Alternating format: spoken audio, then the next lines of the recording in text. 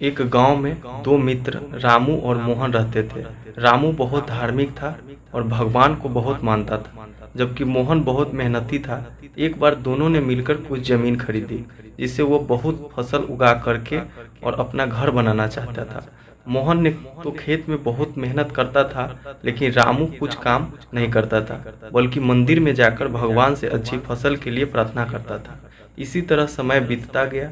कुछ समय बाद खेत की फसल पककर तैयार हो गई, जिसको दोनों ने बाजार ले जाकर बेच दिया और उनके अच्छे पैसा मिला। घर आकर मोहन ने रामू को कहा कि इस धन का ज्यादा हिस्सा मुझे मिल लगा, क्योंकि मैंने खेत में ज्यादा मेहनत की है। यह बात सुनकर रामू बोला कि नहीं, धन का तुमसे ज्यादा हिस्सा मुझे मिलना चाहिए, क्योंकि मैंने भगवान से इसकी प्रार्थना की है, तभी हमको अच्छी फसल हुई है।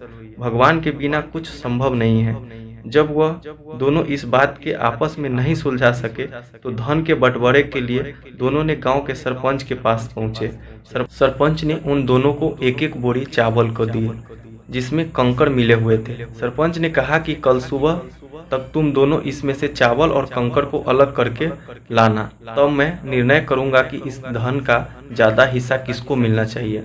दोनों चावल की बोरी लेकर अपने घर चले गए। मोहन ने रात भर जगकर चावल और कंकड़ को अलग किया, लेकिन रामू चावल की बोरी लेकर मंदिर में गया और भगवान से चावल में से कंकड़ अलग करने की प्रार्थना की। अगले दिन सुबह जब मोहन जितने चावल और कंकड़ अलग कर सके, उसको लेकर के जाकर सरपंच के पास गए, जिसे देखकर सरपंच खुश हुआ।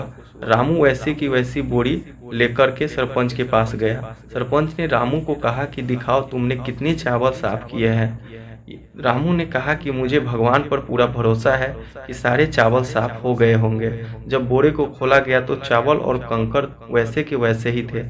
सरपंच ने रामू को कहा कि भगवान भी तभी सहायता करते हैं जब तुम मेहनत करते हो।